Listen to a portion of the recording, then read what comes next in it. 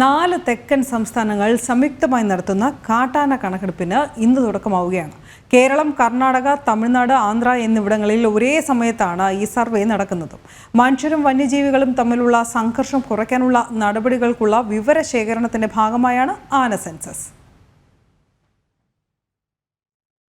അന്തർ സംസ്ഥാന കോഓർഡിനേഷൻ കമ്മിറ്റിയുടെ തീരുമാനപ്രകാരമുള്ള കാട്ടാനകളുടെ കണക്കെടുപ്പാണ് ഇന്ന് കേരളത്തിലെ 4 ആന സങ്കേതങ്ങളിൽ ആരംഭിക്കുന്നത്. കണക്കെടുപ്പിന്റെ ഭാഗമായി 1300ഓളം ഉദ്യോഗസ്ഥർക്കും വാച്ചർമാർക്കും പരിശീലനം നൽകി. ഇതിനായി 17 പരിശീലന പരിപാടികൾ പൂർത്തിയാക്കി. ആനമുടി ആനസങ്കേതത്തിൽ 197 ബ്ലോക്കുകളാണുള്ളത്. നിലമ്പൂരിൽ 118ഉം പെരിയാറിൽ 206ഉം വയനാട് 89 ബ്ലോക്കുകൾ വീതവുമുണ്ട്.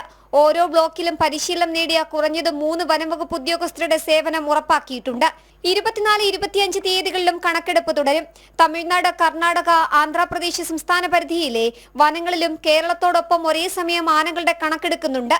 ഇന്ന് പരോക്ഷ കണക്കെടുപ്പായ ഡങ് കൗണ്ട് രീതിയിലും 25-ന് വാട്ടർ ഹോൾ അല്ലെങ്കിൽ ഓപ്പൺ ഏരിയ കൗണ്ട് രീതിയിലുമാണ് ആനകളുടെ എണ്ണം ശേഖരിക്കുക. ജൂൺ 23-ന് കരട് റിപ്പോർട്ടും ജൂലൈ 9-ന് അന്തിമ റിപ്പോർട്ടും സമർപ്പിക്കും. ഇതാദ്യമായാണ് സംസ്ഥാനങ്ങൾ ഒരുമിച്ചുള്ള ആനകളുടെ കണക്കെടുപ്പ്. ജനം, തിരുവനന്തപുരം.